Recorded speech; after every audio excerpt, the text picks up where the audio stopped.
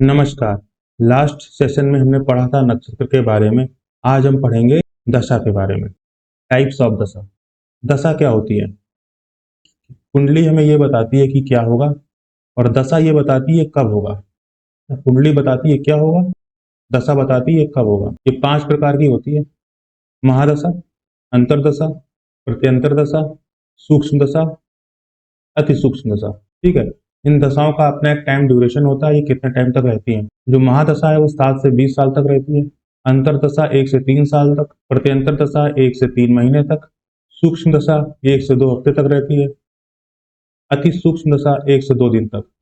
हम जितना डीप में जाएंगे उतना अच्छा और उतना गहराई से प्रिडिक्शन कर पाएंगे। हम 1 से 2 दिन की भी प्रिडिक्शन कर सकते हैं, है ना, लेकिन इसके लिए बहुत डीप में जाना पड़ेगा।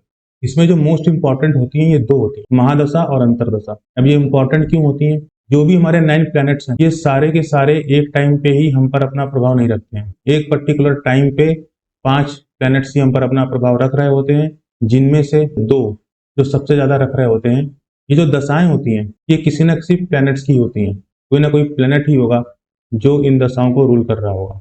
जिस प्लैनेट की महादशा चलती है वो हमारे जीवन को 60%, 60% रूल करता है, अपना प्रभाव रखता है। जिस प्लैनेट की अंतरदशा चल रही होती है वो प्लैनेट हमारे ऊपर 20%, 20% प्रभाव रखता है।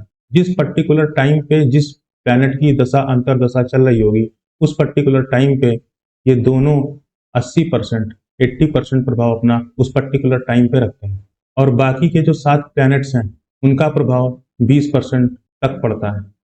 प्रत्यंतर दशा, सूक्ष्म दशा, अति सूक्ष्म दशा, इनको भी कोई ना कोई प्लैनेट ही रूल कर रहा होता है। तो एक टाइम पे 1, 2, 3, 4, 5 प्लैनेट्स, 5 प्लैनेट्स होते हैं जो हमको रूल करते हैं, अपना प्रभाव रखते हैं। लेकिन जो उसमें से जो सबसे मोस्ट इंपॉर्टेंट है, जो सबसे ज्यादा अपना प्रभाव रखते हैं, वो ये 2 हैं, 60% और 20%, महादशा और अंतरदशा। तो अगर आपको ये जानना है कि आज की डेट में हमारे ऊपर किन 2 प्लैनेट्स का सबसे ज्यादा प्रभाव है तो आप अपनी कुंडली देख सकते हैं। कुंडली में ये चार्ट आपके पास बना बनाया होता है, कुंडली में ये चार्ट आपके पास बने होते हैं। अब यहाँ पे ये जानना जरूरी है कि किस प्लैनेट की दशा कितने टाइम तक रहती है। ये देखिए यहाँ पर ये प्लैनेट्स हैं और ये उनकी दशा का टाइम है ईयर्स में, कि किस प्लैनेट की दशा कितने टाइम तक रहती है। अगर बात करें केतु की, तो केतु की दशा, केतु की महादशा 7 साल तक रहती है। वीनस, शुक्र, शुक्र की महादशा 20 साल तक रहती है। सन, सूर्य की महादशा 6 साल तक रहती है। मून, चंद्रमा की महादशा 10 साल तक रहती है। मार्स, मंगल की महादशा 7 साल तक रहती है। राहु की महादशा 18 साल तक रहती है। जुपिटर, बृहस्पति की महादशा 16 साल तक रहती है। सैटर्न, शनि की महादशा 19 साल तक रहती है। मरकरी, बुध की महादशा 17 साल तक रहती है। ये सारी दशाएं हैं। अगर आप ये जो टाइम ड्यूरेशन है इनको अगर आप आपस में ऐड करेंगे तो आएगा टोटल 120 ईयर्स। अगर हम आज की डेट में एवरेज एज की बात करें तो 70 से 80 साल है। ठीक है। और जो दशा होती है उनका टाइम ड्यूरेशन टोटल 120 साल का होता है।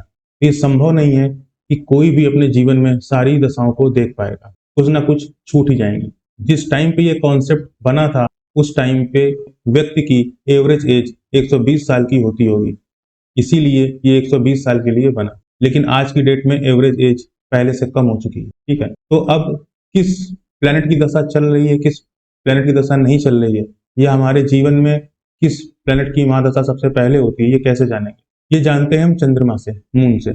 जन्म के समय आपकी कुंडली में चंद्रमा जिस नक्षत्र में बैठे होंगे उस नक्षत्र का स्वामी जो भी होगा, स्वामी कोई ना कोई प्लेनेट ही होगा। ठीक है। तो वो प्लेनेट की ही महादशा आपकी पहली महादशा होगी।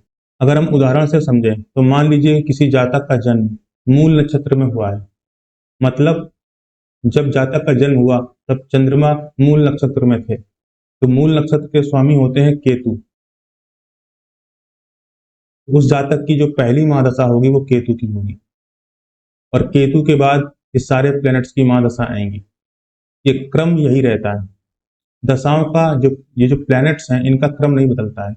ऐसा नहीं होगा कि केतु के बाद मार्स की महादशा आ जाएगी या राहु के बाद मरकुरी की आ जाएगी। क्रम यही रहता है। केतु, केतु के बाद शुक्र, शुक्र के बाद सूर्य, सूर्य के बाद चंद्रमा, चंद्रमा के बाद मंगल, मंगल के बाद राहु, राहु के बाद बृहस्पति, बृहस्पति के बाद शनि, शनि के बाद बुध और बुध के बाद फिर से केतु। ये एक क्रम है जो इस तरह से ही रहता है। एक उदाहरण और देख लेते हैं।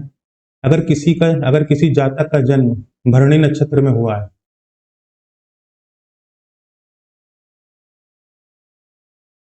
ठीक है, मतलब चंद्रमा जन्म के समय भरणी नक्षत्र में था, तो ऐसे जातक की जो महादशा सबसे पहली होगी वो होगी वीनस, शुक्र की। भरणी नक्षत्र का स्वामी वीनस होता है, इसलिए पहली महादशा वीनस की होगी और वीनस के बाद फिर सारे प्लैनेट्स का नंबर आएगा। इस तरह से हम दशा देखते हैं कि जातक के जन्म के समय चंद्रमा जिस नक्षत्र में होते हैं उस नक्षत्र के स्वामी की पहली महादशा होती है। कुंडली ये बताती है क्या होगा और दशा ये बताती है कब होगा। तो दशा का अपना महत्व है। आई होप आपको समझ में आया होगा, आपको पसंद आया होगा।